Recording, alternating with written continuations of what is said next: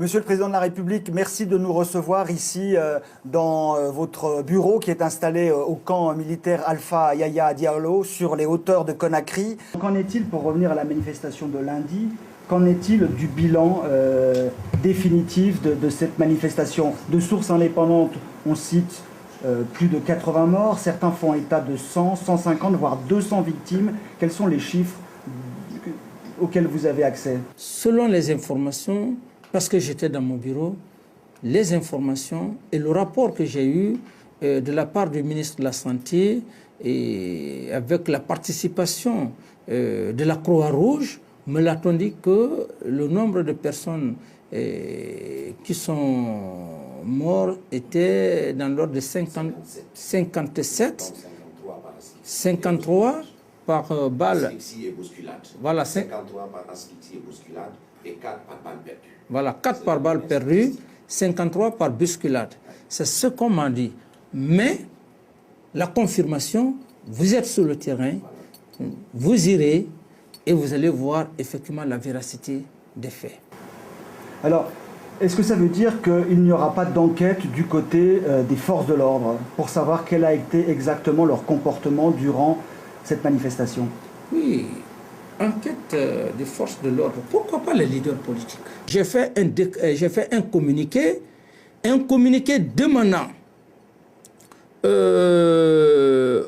au président des Nations Unies de faire une enquête des événements de janvier, février 2007 passés, pendant que je n'étais pas au pouvoir. Ensuite, le 28 septembre, les événements.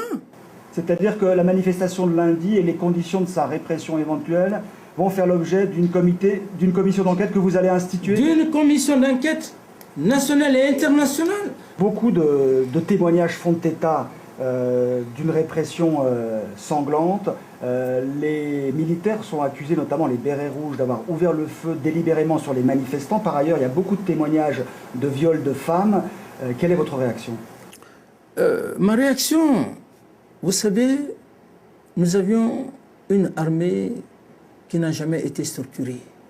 50 ans, c'est la seule armée au monde où le statut n'est pas respecté, la seule armée au monde où il n'y a pas une refonte, la seule armée au monde où le caporal ou le sergent peut dire merde à un général.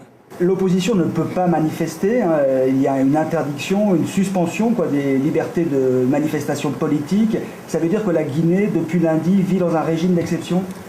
Pourquoi les leaders sont coupables? Ils ont été des commanditaires parce que c'était prémédité. La préméditation, c'est quoi? Lorsque vous mobilisez une marée humaine et que cette marée humaine, nous sommes dans un état quand bien même d'exception, mais l'homme, la nation, tous les hommes sont régis par la loi.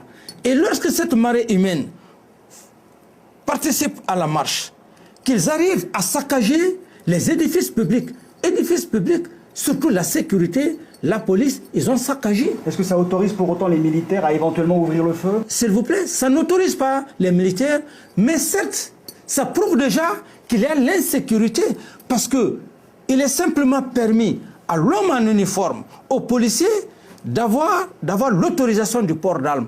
Mais lorsque une grande marée humaine saccage les édifices, les commissariats de police, c'est saisir des armes et aller à un lieu de meeting. Ça déjà, c'est une menace, c'est effrayant. C'est dans ce même bureau qu'on m'a informé à 10 heures.